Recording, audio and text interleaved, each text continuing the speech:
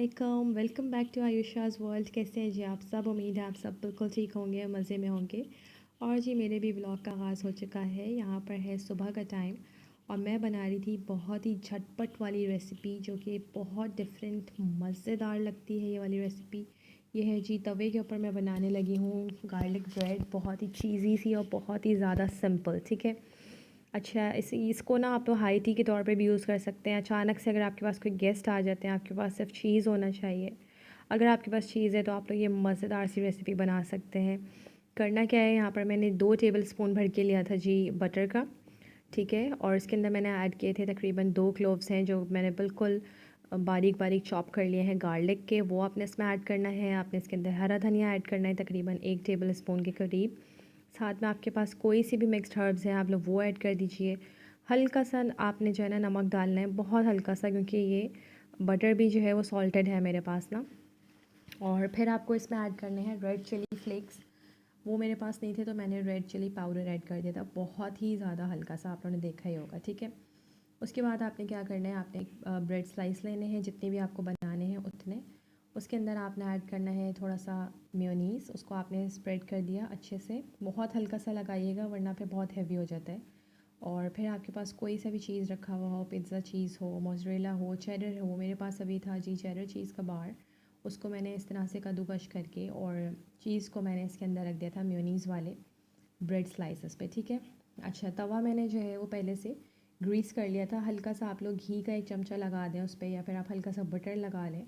और फिर जो हमने ये बटर का मिक्सचर बनाया था, इसको हम ऊपर वाला जो स्लाइस है उसके ऊपर हम लोग लगाएंगे, जिस तरीके से जो हमें बाज़ार से मिलती है गार्लिक ब्रेड उसके ऊपर लगा हुआ होता है। ये बहुत ही ज़्यादा सिंपल, बहुत मज़ेदार, और जब आप लोग ये बनाएंगे ना पूरे घर में इतनी अच्छी खुशबू होती है, इतनी ज़्यादा मज़ेदार ये बनती है। क्रिस्पी चीज़ी गर्मा गर्म, बहुत ही ज़्यादा मज़े की लगती है। बस ये आपने देख लिया किस तरीके से मैंने इसको तवे पे रखा है। मीडियम फ्लेम रखिएगा ताकि आपका जो चीज़ है वो अच्छे से मेल्ट हो जाए, और जब ये दोनों तरफ से अच्छी सी बिल्कुल क्रिस्पी हो जाए ब्रेड, तो फिर आप लोगों ने इसको निकाल लेना है। और आप लोग इसके जिस तरह से पीसेस करना चाहते हैं कर सकते हैं। आप लोग इसके 2 पीस भी कर सकते हैं बड़े, और इस तरह से छोटे छोटे पीसेस भी कर सकते हैं। यहाँ पर आप लोग देख सकते हैं कितनी मज़े की चीज़ी ये जो है ना, ये ब्रेड हमारी रेडी हो चुकी है। साथ में मैंने कॉफ़ी बना ली थी। और गेस्ट का मैंने इसलिए कहा कि जैसे अगर आपके घर में कोई आ जाता है चाय के टाइम पे या कॉफ़ी के टाइम पे, तो आप लोग उनको इस तरह से झटपट आप लोग जो है ना सर्व कर सकते हैं।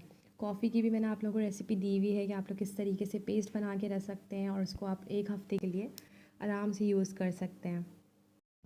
अच्छा, यहाँ पर मैं आप लोगों को दिखा दूँ कि मैंने जो पानी बॉईल करने के लिए रखा था ना, ये मुझे डालना था अपने सिंक में।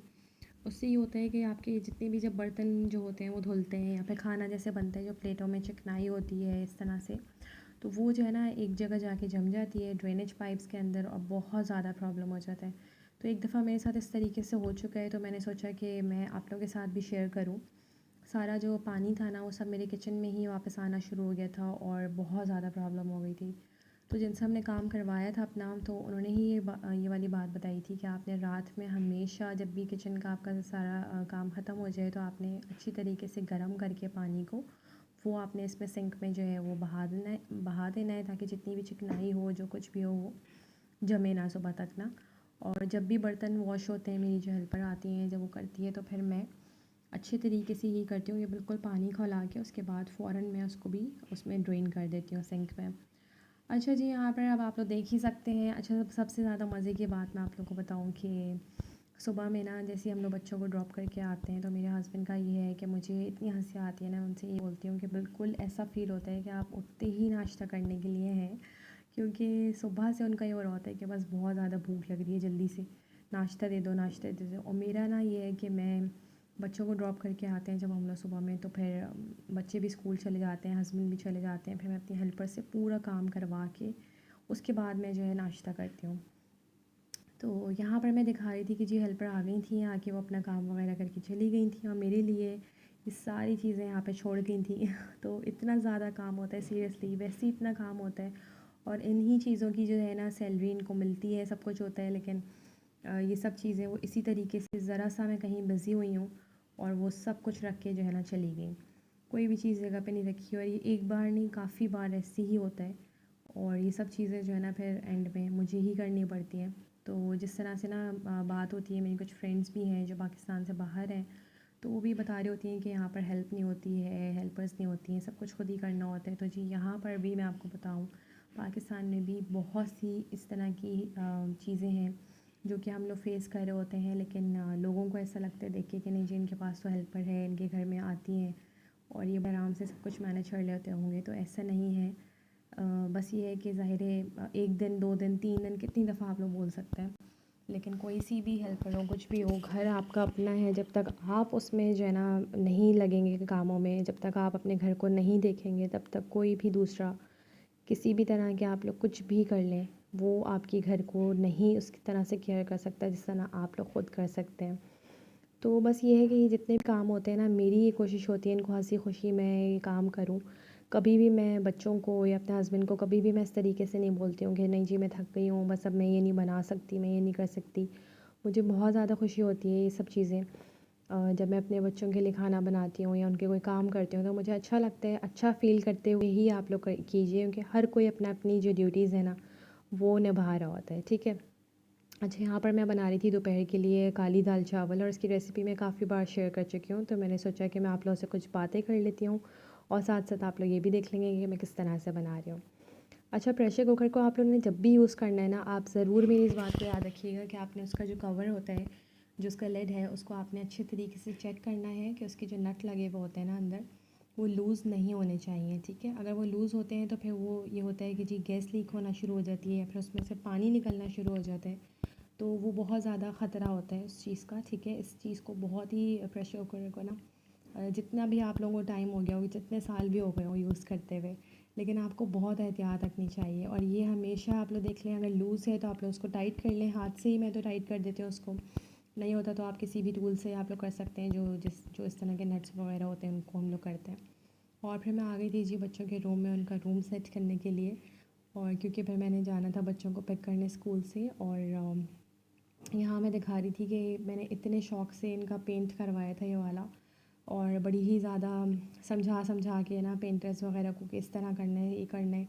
लेकिन ये जो दीवारों में जो लीकेज होती है, सीपेज होती है ना, इसने बहुत ज़्यादा तंग किया हुआ है सीरियसली। सारा पेंट अभी समझ लें आप 6 महीने भी नहीं हुए थे कि सब पेंट जो है ना वापस से ख़राब हो चुका है।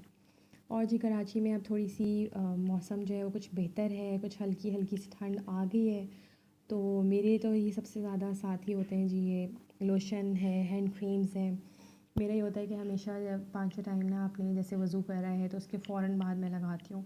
स्किन को मॉइस्चराइज़ रखना बहुत ज़्यादा ज़रूरी होता है, और वरना स्किन बहुत ही ज़्यादा खिंची खिंची सी और बहुत डल डल सी हो जाती है। फिर उसके बाद मैंने नमाज़ पढ़ ली थी, हस्बैंड ने भी नमाज़ पढ़ ली थी, और फिर मैंने सोचा मैं जल्दी से दाल को ना बिल्कुल रेडी कर लूँ, और रेडी करके फिर ही मैं जाऊँ बच्चों को लेने, क्योंकि वो इतने ज़्यादा फिर थके हुए आते हैं, तो उनसे भी नहीं वेट हो रहा होता खाने का ना। मैं जल्दी जल्दी से यहाँ पर अपना खाना रेडी कर रही थी जब तक हस्बैंड मेरे जो है वो नमाज़ पढ़ रहे थे, और उसके बाद मैं लेने चली गई थी बच्चों को। अच्छा, आज जो मैंने आप लोगों के साथ ये रेसिपी शेयर की है ना सैंडविच की, ये आप लोग देखिएगा कि आप लोगों के लिए इतनी ज़्यादा फ़ायदेमंद होगी ना। जब भी आपको झटपट कोई चीज़ बनानी होगी, बच्चों को आप लोग लंच में भी दे सकते हैं, सुबह में नाश्ते में भी आप लोग दे सकते हैं, क्योंकि इतना ज़्यादा झटपट बनती है और इतनी ज़्यादा यमी होती है। किसी भी एज का बच्चा होगा ना, उसको बहुत ज़्यादा इंजॉय करेगा, क्योंकि चीज़ तो जो है ना हर किसी को ही पसंद होता है। बस सिर्फ चीज़ होना आपके घर में ज़रूरी है, आपको बाहर से भी नहीं कुछ मंगवाना पड़ेगा। और अगर आपके पास कोई इस तरह की होती है ना कि झटपट सी रेसिपी, तो उसको आप लोगों ने ज़रूर ट्राई करना है, ठीक है। आपने अब तक मुझे फ़ीडबैक देना है, कमेंट में ज़रूर बताइएगा। चैनल को सब्सक्राइब नहीं किया है तो प्लीज़ अभी जल्दी से जाइए और जाके कर लीजिए। इंशाल्लाह ताला अगले व्लॉग में आप लोगों से मुलाकात होगी, और जो मैंने आप लोगों से कहा था कि आपको रीज़न बताऊँगी कि जी क्यों व्लॉग्स नहीं आ रहे थे, क्या प्रॉब्लम था, इंशाल्लाह ताला आप लोगों के साथ डिटेल वीडियो बना के शेयर करूँगी कि क्या वजह थी और किस तरीके से वो सारा कुछ मैंने सेट किया है, ठीक है। उस वक्त तक के लिए अल्लाह हाफ़िज़।